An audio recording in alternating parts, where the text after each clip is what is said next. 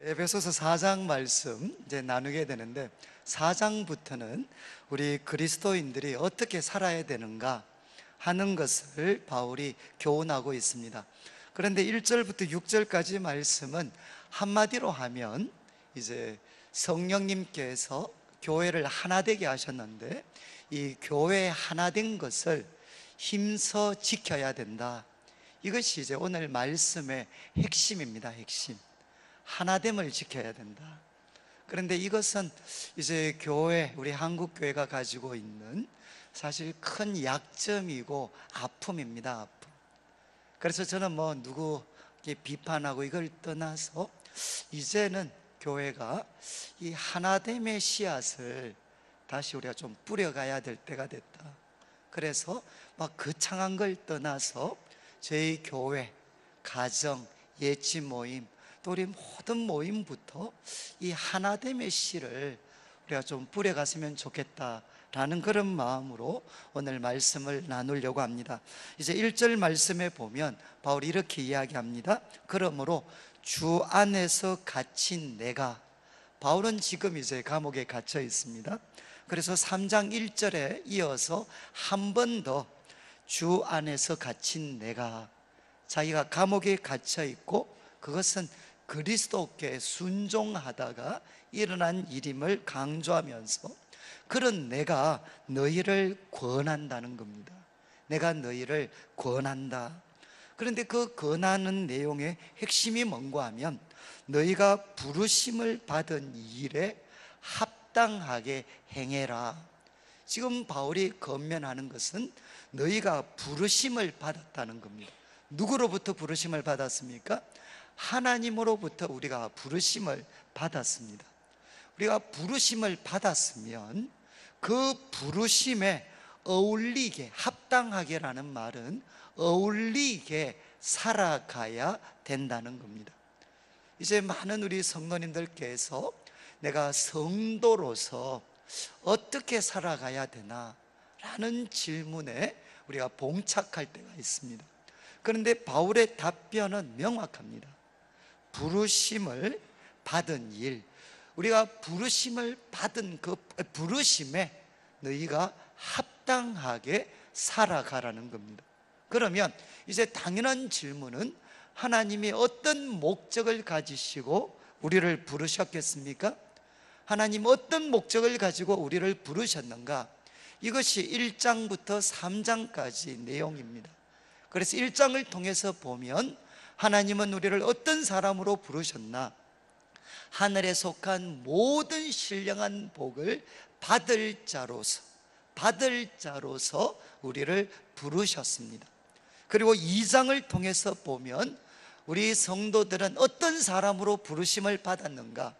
과거에는 허물과 죄로 죽었고 이 세상의 가치관, 욕심, 마귀의 노예가 되어져 있었고 진노의 자녀였던 우리가 예수님 통해서 함께 살아나서 이제 하나님의 글작품이 되었습니다. 하나님의 글작품으로서 하나님이 원하시는 선한 일 행하고 또 하나님의 은혜가 얼마나 큰가 그거 드러내면서 살라고 하나님은 우리를 부르셨습니다. 그리고 2장 후반부를 통해서는 하나님은 우리를 어떤 존재로 부르셨나? 하나님의 새로운 사회, 이것이 교회입니다. 그런데 교회가 가지는 가장 본질적인 특징은 예수님 머리로 해서 인간을 비참하게 만드는 모든 차별의 벽들이 있습니다. 그 차별의 벽들이 예수 그리스도 이름으로 깨트려지고 주님을 머리로 해서 하나가 된 그 공동체, 그 교회의 일원이 되도록, 그리고 그 교회를 세우는 사람이 되도록 하나님은 우리를 부르셨습니다. 그리고 3장을 통해 바울이 강조한 것은 결국 하나님의 구원 역사, 하나님의 구원 역사의 중심은 무엇인가? 그것은 교회라는 것입니다. 하나님의 구원 역사의 중심이 되는 그 교회의 일원으로서, 그리고 그 교회를 세우라고 하나님은 우리를 부르셨다는 것입니다. 이 부르심을 기억하고 이 부르심에 어울리게 사는 것이 성도의 삶이 되어야 된다. 그러면서 이제 2절부터 6절까지 말씀을 통해 첫 번째 권면을 합니다. 부르심에 합당하게 생활해야 되는데 첫 번째 모습이 무엇이냐? 그것은 하나됨을 지켜야 된다는 겁니다. 그래서 2절과 3절을 통해 바울이 권면합니다. 특별히 3절 마지막, 성령이 하나 되게 하신 것 힘써 지켜야 된다. 성령이 하나 되게 하신 것을 힘써 지켜야 된다. 그리고 4절부터 6절까지는 하나됨을 지켜야 되는 정당성, 그리고 이유입니다. 이유. 왜 우리가 하나됨을 지켜야 되느냐? 4절 말씀에는 몸이 하나입니다. 그리스도의 몸인 교회, 몸은 하나입니다. 그리고 우리들 같이 이렇게 다양한 사람들을 한 몸인 교회에 속하게 만드신 분이 누구시냐? 그분은 성령님이십니다. 성령님께서 우리들 한 사람 한 사람을 주님의 그 몸된 교회에 속하도록 성령님이 역사하셨습니다. 그래서 그 성령님이 한 분이십니다. 그리고 성령님은 우리에게 무엇이 되시느냐? 인치시고 보정이 되셔서 우리에게 소망을 불러일으키는 분이십니다. 그래서 성령님이 불러일으키시는 그 부르심의 소망이 하나라는 겁니다. 그래서 4절 말씀에는 성령님과 그분과 연관되어진 것을 통해서 몸이 하나다, 그리고 우리를 한 몸이 되게 하신 성령님이 하나시다, 그리고 그분이 주신 부르심의 소망이 하나다. 그렇기 때문에 우리는 하나됨을 지켜야 된다는 겁니다. 그리고 5절 말씀에는 성자 예수님에게 집중이 됩니다. 그분은 교회의 머리가 되시고 그분은 주님이십니다. 주님이 한 분이십니다. 그리고 그분을 믿는 믿음도 하나고 그리고 세례도 하나입니다. 예수님 교회의 머리가 되시는 주님이 한 분이시고 믿음도 하나고 세례도 하나이기 때문에 우리는 하나됨을 지켜야 된다는 겁니다. 그리고 이제 6절 말씀에는 성부 하나님이십니다. 하나님도 한 분이시다. 그리고 그분은 만유의 아버지가 되시는 분이십니다. 그런데 그분은 어떤 분이시냐? 만유 위에 계시고 만유를 통치하시는 분, 만유를 창조하시고 통치하시는 만유 위에 계시는 분이시고 그분은 만유를 통일하시고, 이 통일이라는 말은 번역이 좀 어렵습니다. 조금 더 정확하게 하면 만유를 통과하시고, 만유 위에 계시는 분이 만물을 통과하십니다. 통과하셔서 이제 6절 마지막에 보면 만유 가운데, 만유 안에 그분은 계시는 분이십니다. 성부 하나님은 어떤 분이시냐? 창조주 하나님이신데 그분은 만유 위에 계시고 만유를 통과하시고, 그래서 만유 안에 계시는 분이신데 이분이 바로 하나시라는 겁니다. 이분이 한 분이시라는 겁니다. 그래서 우리의 아버지 되시는 하나님이 한 분이시니까 교회는 하나가 되어야 된다는 겁니다. 그래서 4절부터 6절까지 말씀을 통해서는 성령님이 하나시기 때문에, 그리고 주님이 한 분이시기 때문에, 그리고 하나님 만유의 아버지가 한 분이시기 때문에 그분을 섬기는 교회는 하나가 되어야 된다라고 바울은 강조를 합니다. 그러면서 이제 2절 3절에는 어떻게 하면 그 하나됨을 지킬 수 있는가 하는 것을 크게 두 가지로 교훈을 합니다. 이제 2절 말씀을 보시면 이렇게 되어 있죠. 모든 겸손과 온유로 해라. 모든 겸손과 온유로 하고, 그 다음 오래 참음으로 사랑 가운데에서 서로 용납해라. 그러니까 이제 2절 말씀을 통해 바울이 교훈하는 것은 뭔가 하면 서로 용납하라는 것입니다. 서로 용납해라.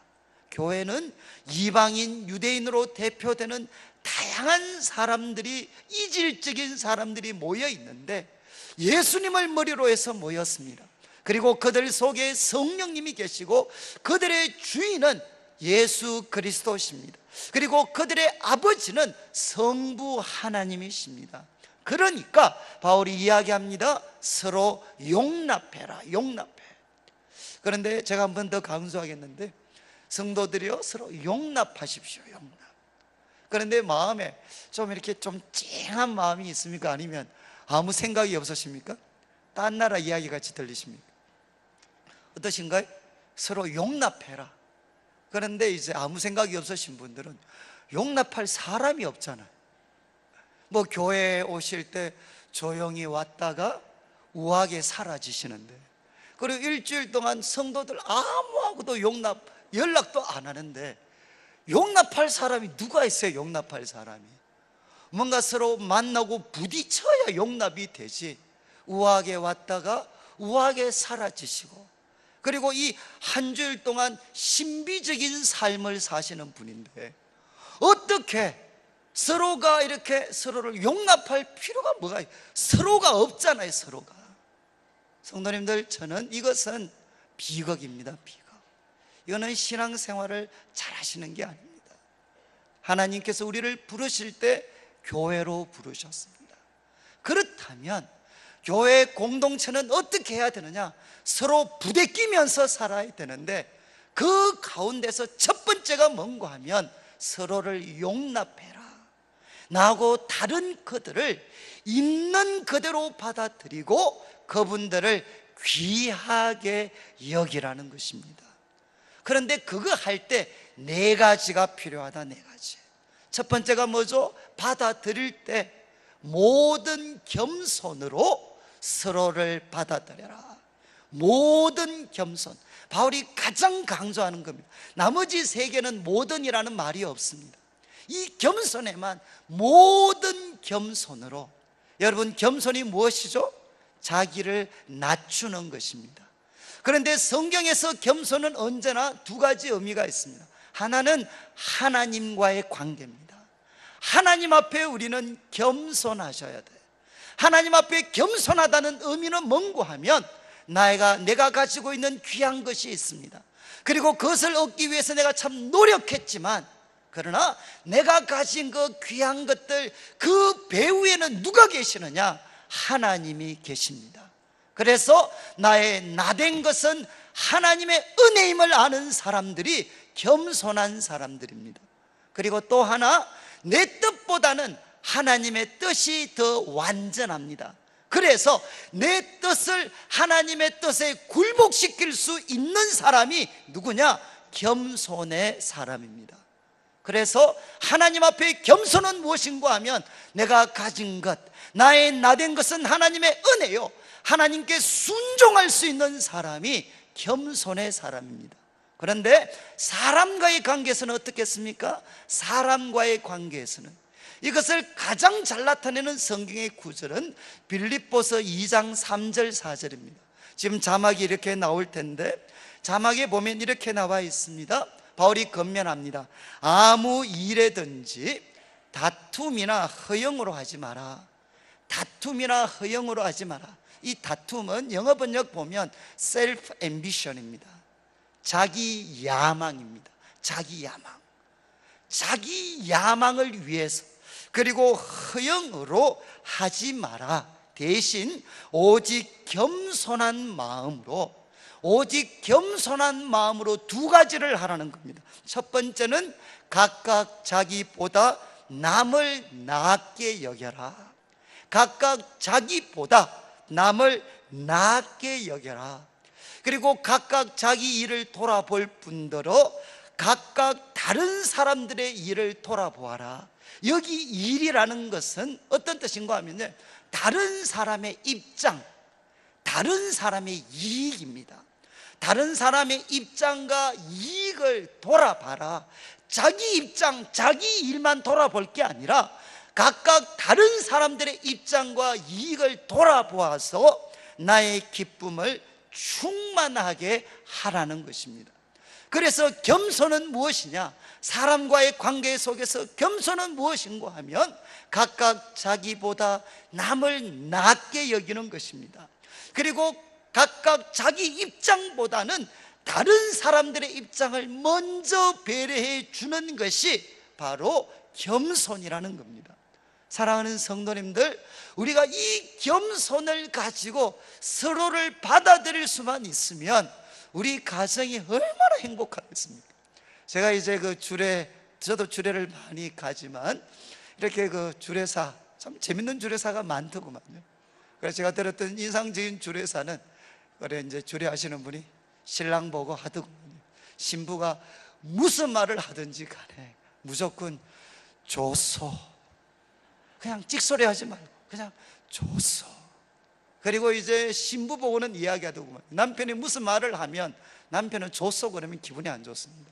남편이 무슨 한마디 하면 옳소. 이해하시겠어요? 그래서 신부는 신랑이 이야기하면 그냥 옳소. 그리고 헷갈리는데, 그 다음에 이제 신부는 신랑이 무슨 이야기하면 그냥 옳고 좋소. 그러면 어떻게 되느냐? 그분 말씀이 신랑은 좋소, 신부는 옳소. 그러면 집에 미소가 띕니다. 미소가. 참 말장난이지만 참 좋은 것 같아요. 저는 우리 성도님들 각각 자기보다 남을 낮게 여긴다는 게 이런 거지 않겠습니까? 무슨 말을 하면 그거 참 좋습니다. 좀 다르더라도 그거 참 옳습니다. 각각 자기보다 남을 좀 낮게 여기주라는 거예요. 낮게. 그리고 또 자기 입장보다는 다른 사람들의 입장을 좀 먼저 생각해 주라는 것입니다. 그러면서 다른 사람을 받으라는 거죠. 그러니 이 겸손과 항상 같이 가는 게 뭔가 하면 온유입니다. 온유. 예수님께서 마태복음 11장에도 말씀하셨잖아요. 수고하고 무거운 짐진 자들아 다 내게로 오라 그러시면서 나는 마음이 온유하고 겸손하다. 이 온유하다는 것은 아주 친절한 겁니다. 친절한 것, 아주 젠틀한 겁니다.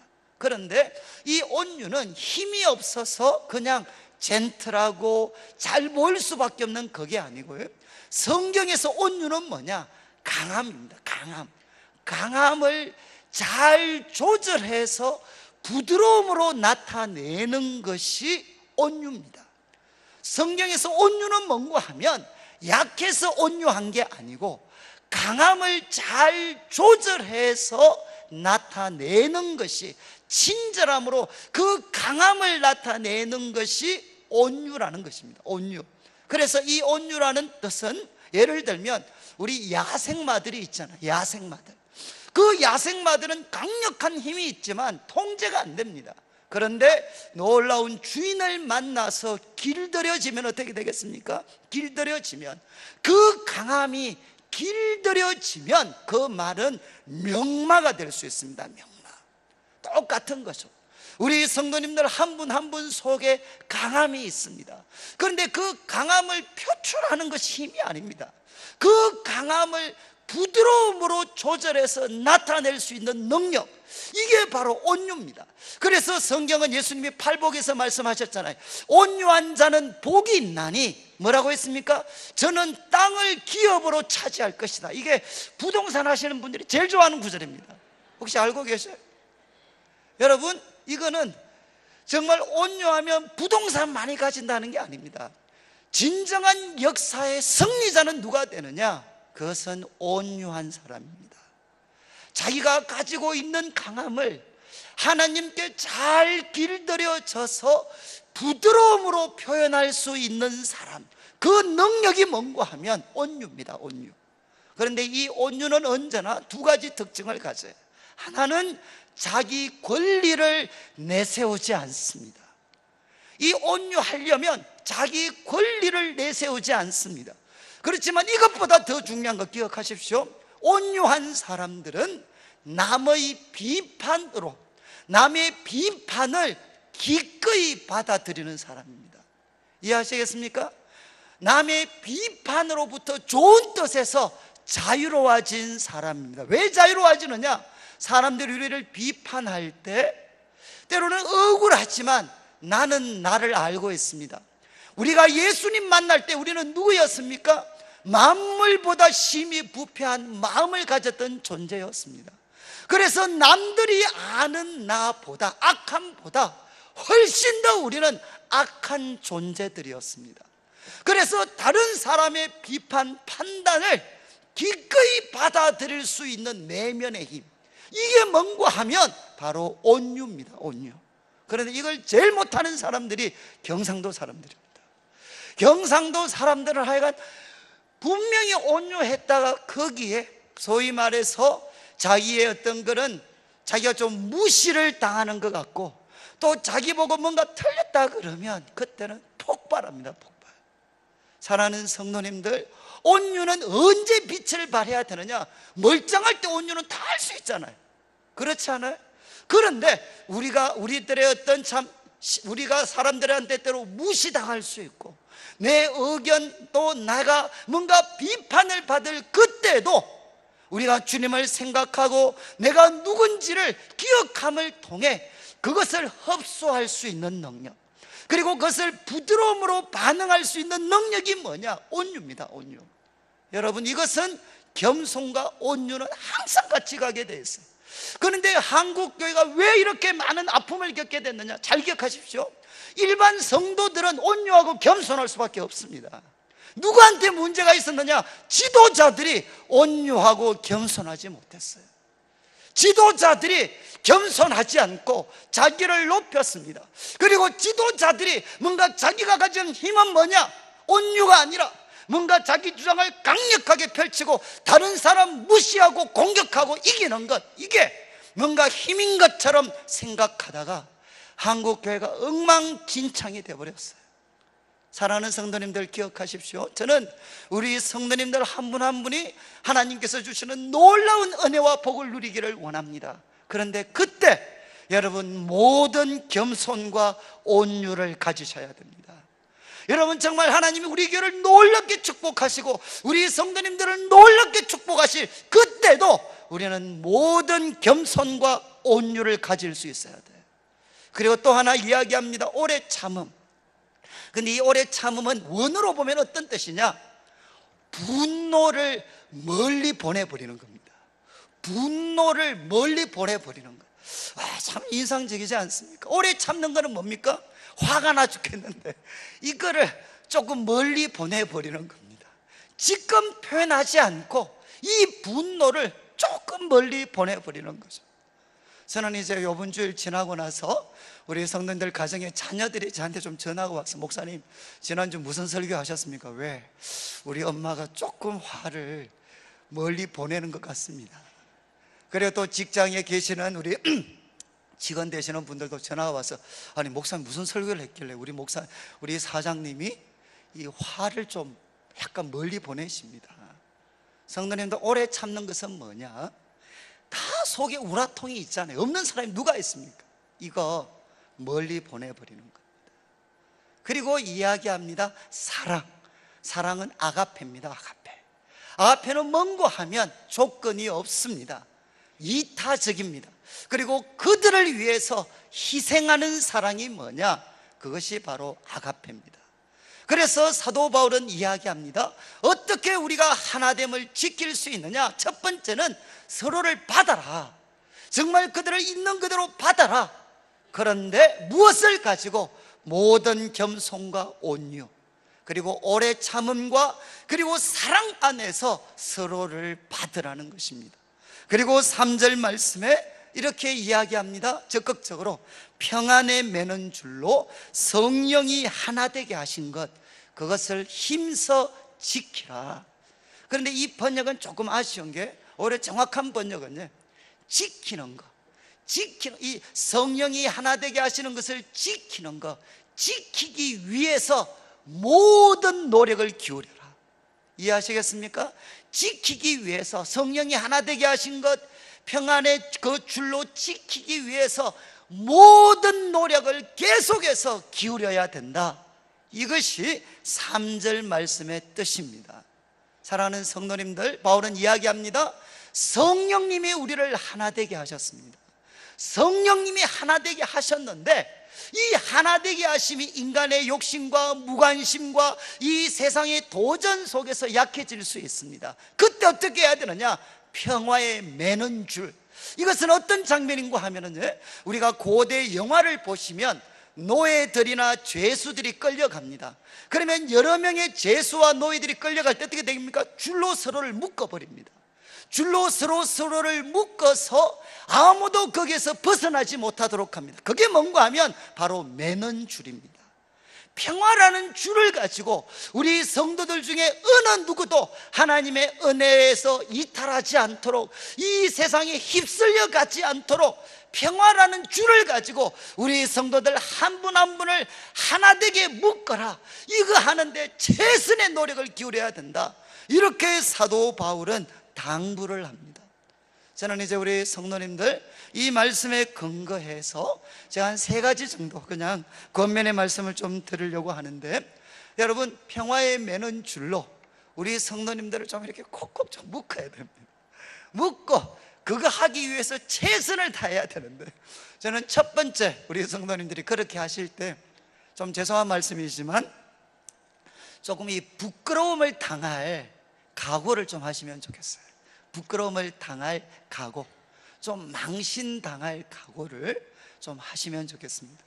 저는 우리 교회 분들이, 제가 웃으면서 가끔 그런 이야기 하는데, 좀 표현이 그런데 전도 못 하셔도 괜찮은데 그냥 교회 오시면 좀 죄송한 말씀이지만 좀 방긋방긋 웃어주시면 좋겠어요.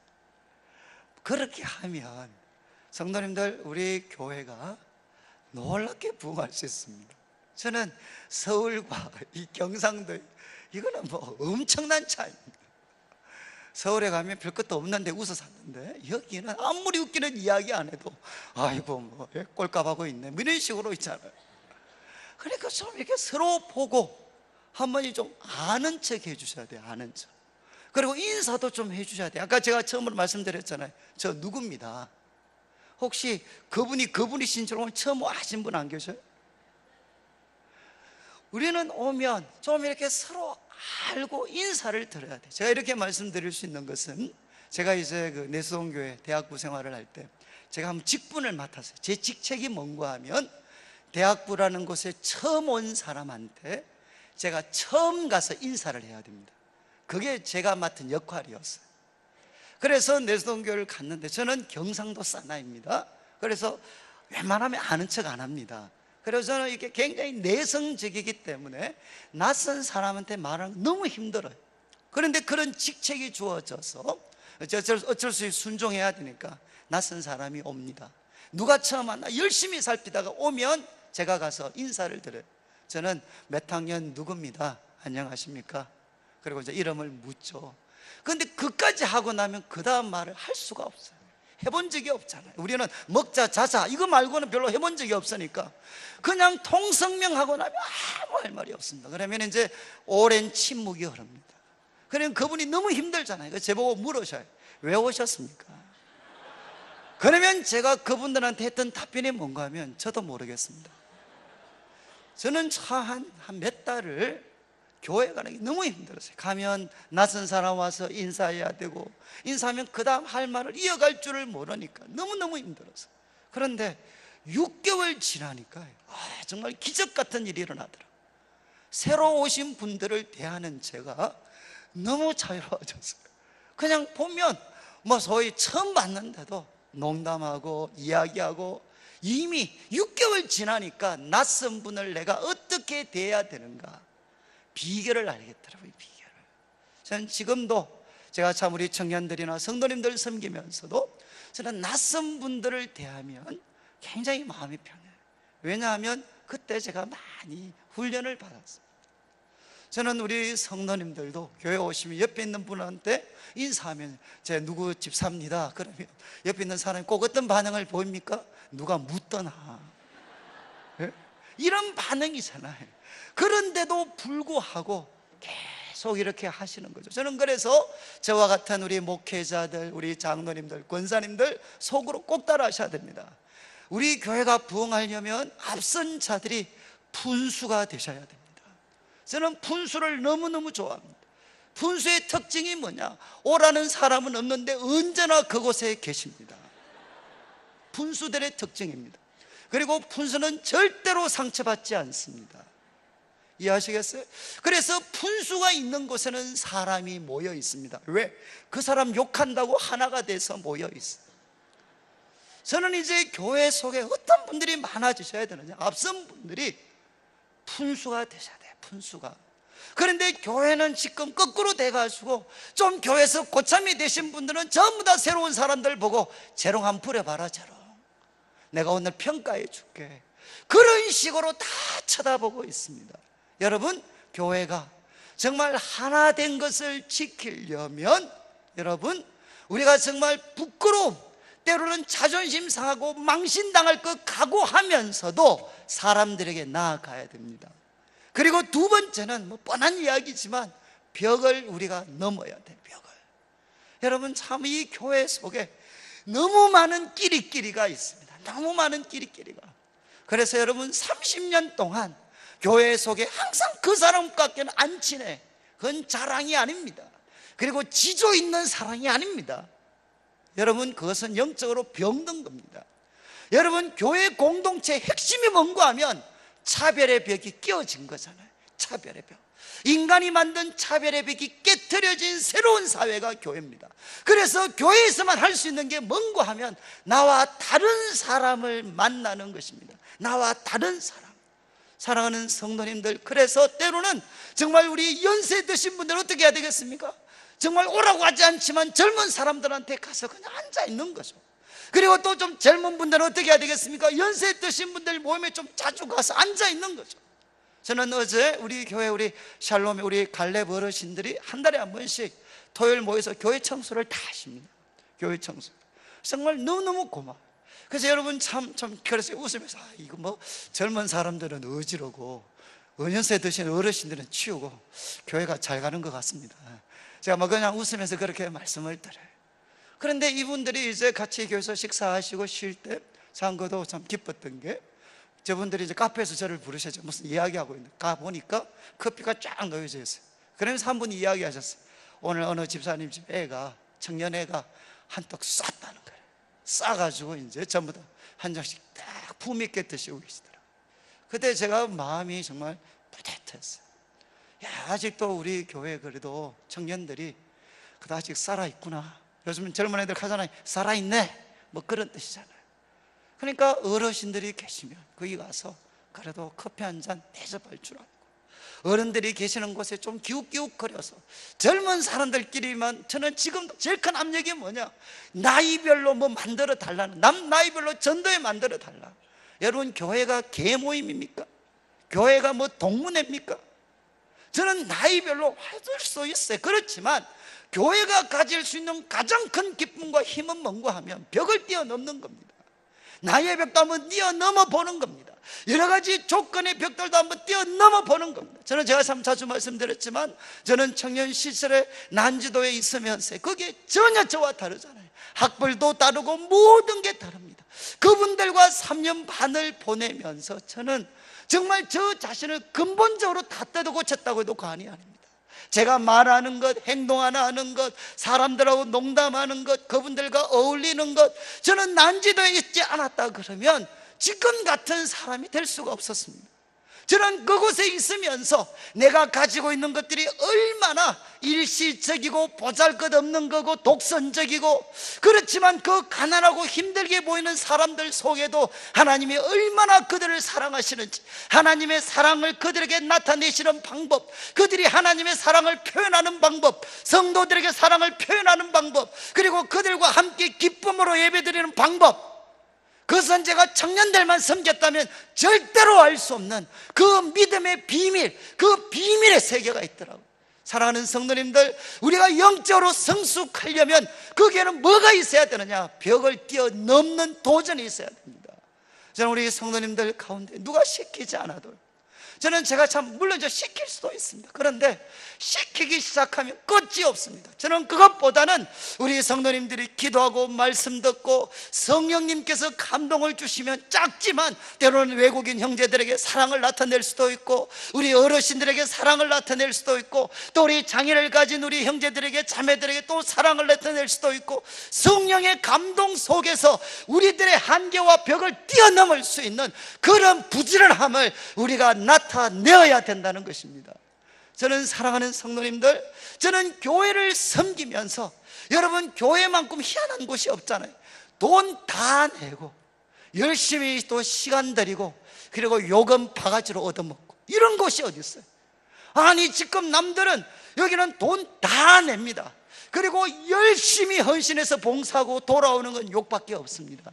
그러니까 무엇을 맛보게 되느냐? 하나님의 은혜를 맛보게 됩니다.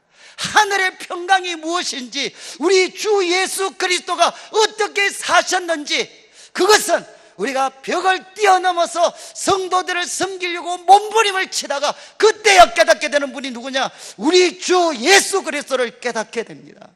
사랑하는 성도님들, 저는 교회에 헌신하라는 게, 정말 우리 교회를 위해서 헌신하라는 건 다른 게 아닙니다.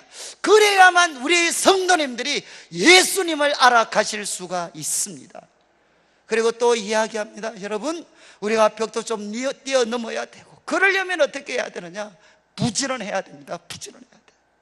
저는 우리 사랑하는 성도님들, 부지런하게 좀 쫓아다니시면 좋겠어요. 제가 이제 어제 며칠 전에 한 친구가 전화가 왔어요.